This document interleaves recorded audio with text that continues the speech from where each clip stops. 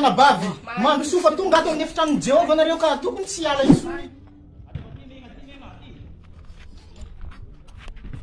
Wow!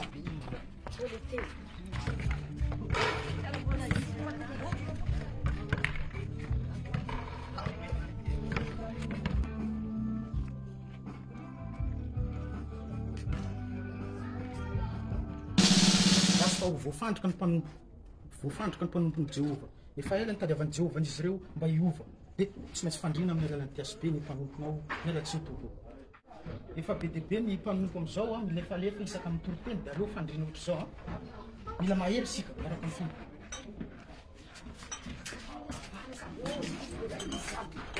Mandrosoa nareo roa ry rala sy anabavy mandrosofa tonga ato amin'ny efitran'ny Jehova nareo ka tokony tsy hiala intsony. Tonga soa ato, tonga soa itoriteny sika mandroso ivavaka.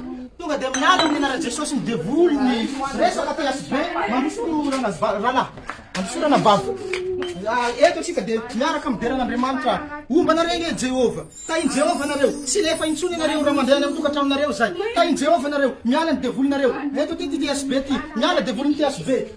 Ao, miaraka nangatana tsika ivavaka ary eto sa Jehova n'Andriamanitra anay, eto zay raha e. Miala aminareo amin'ny ty rahalahinay ty, miala amin'ny ity anabavinay ty ny devoly. Ato zareo tonga ato ka nifandrina amin'ny alalan'ny tiasibe zareo ka tonga eto zareo amin'izao fotoana izao ka faly miova. Mialatsiny aminaro tompo, mialatsiny fa somary nanao an'izy za satria maro de maro ny tanora, maro de maro ihany koa ny antitra, maro de maro ihany koa ny ankizy mivaro lavo any anaty bara any. Tonga eto zareo mianaday ka tonga eto mandroso ny mpanaratin'i Jesosy miala amin'ny anaran'i Jehova ka fantatra moa zany zay mitety ny trano iny milefa daholo ny mpanomponao ka tonga eto izy ireo nifandriana amin'ny anarany fandrika masina izany. Amen daholo, amen, amen ary zany ranabavy sy ranabavy isany misaotra amin'izany irasany tompo. Aimez, likez, partagez.